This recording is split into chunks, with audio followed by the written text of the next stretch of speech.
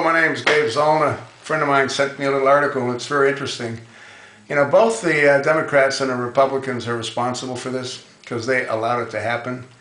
You know, the country is pretty much broke. You know, we can't help our senior citizens, our veterans, many of them are on the street. We can't do much for the orphans, can't do much for the homeless. But you know what we can do?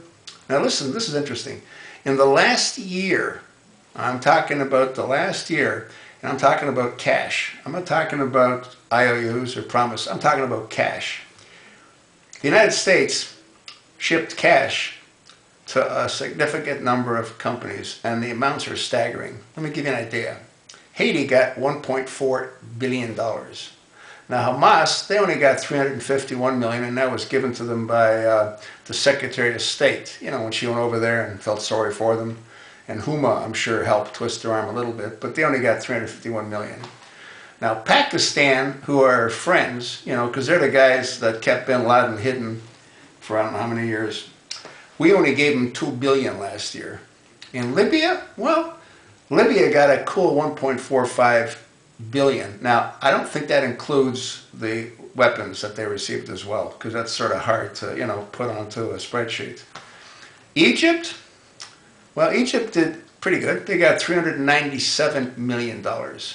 Mexico got a cool $622 million. I don't know why we're giving that to Mexico, but that's what they got. Russia, I don't know why we're giving Russia anything, but Russia got $380 million. That isn't a whole lot of money when you consider, you know, Russia's pretty big. Haiti got $1.4 billion. It's a lot of cabbage. Now Jordan's friends of ours, but like they got lots of oil too. They got $463 million. I don't know what for. Kenya, Obama's homeland, they did good. They got $816 million. The Sudan did okay too. They got $870 million. Nigeria, $456 million. Uganda came in with a cool $451 million. The Congo, $359 million. Ethiopia, $981 million. And Pakistan, you know, Pakistan, they're a friendly country. They looked after us. They got $2 billion. Pakistan, yeah, that's where bin Laden hung out. I think I made a mistake. I mentioned it earlier, but no, that's where I think he hung out. South Africa, they got $566 million. The Senegal, oh yeah, the Senegal, $698 million. Mozambique, $404 million. Zambia, well, they did not bad. They got a cool $331 million. Pakistan, $304 million. Now Iraq, well, I mean, you know, after all, Iraq, they just have oil oozing out of their ears, but they got $1.08 billion. And Tanzania, they came in with a cool $554 million. Now, what's interesting is that, number one, all of these countries hate us, pretty much. I can't think of one that actually likes us. And all of these countries, their main population base, guess what it is? Take a guess. You think it's people that sort of follow the Quran? If you think that, then you're right. The majority of people that live in those countries are all Muslims. They're Muslims. That's really strange. You'd think there'd be other countries that we could give money to as well, other than all of those countries that have a Muslim population that's 99% of each one of those countries. But anyway, what's interesting as well is that we don't have this money to give to anybody. So what do? We go to China and we ask China if we could borrow some money so we could take the money that China gives us and gives it to those countries. Does that make any sense to you? Now, who do you think is indebted to China? Well, it's not Obama. Speaking of Obama, do you know what Obama and Michelle cost the taxpayers last year? Well, before I tell you that, the Queen of England and the royal family, they cost the British people around $560 million to keep in their lifestyle.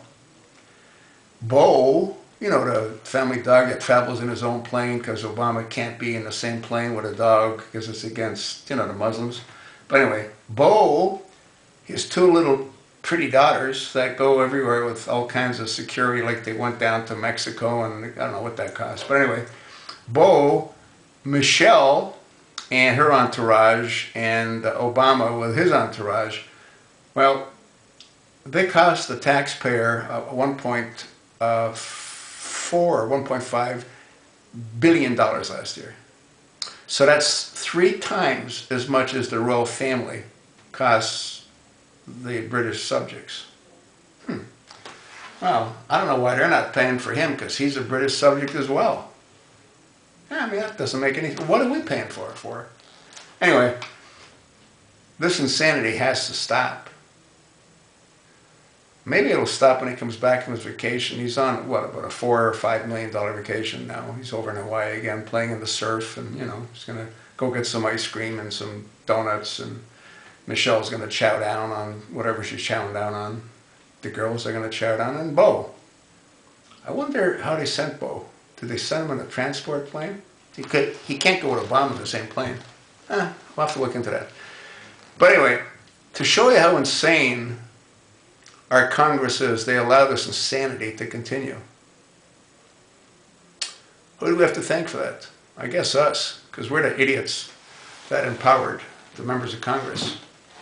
Hopefully we've all learned a lesson, and I guess we'll see.